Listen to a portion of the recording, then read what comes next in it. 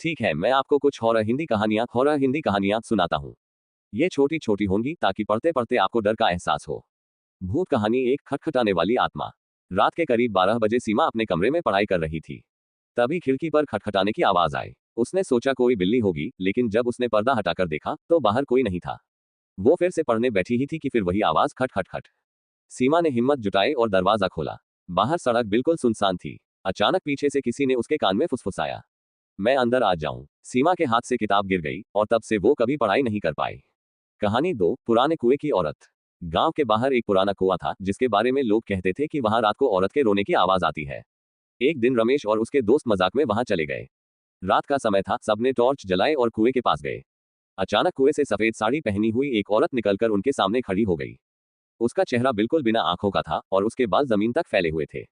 दोस्त तो भाग गए, लेकिन रमेश को कोई नहीं ढूंढ पाया।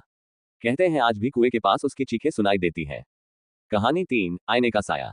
रीना को आईने देखना बहुत पसंद था। एक दिन उसने नया आईना खरीदा और कमरे में टांग दिया। रात को जब वो सोने गई तो अचानक उसकी नजर आईने पर पड़ी। उसमें उसकी परछाई मुस्कुरा रही थी, जबकि रीना खुद बिल्कुल शांत थी। धीरे धीरे वो परछाई हिलने लगी, जैसे उससे बाहर निकलना चाहती हो। सुबह तक रीना गायब थी, लेकिन आईने में अब 2 परछाइयां दिखाई देती हैं।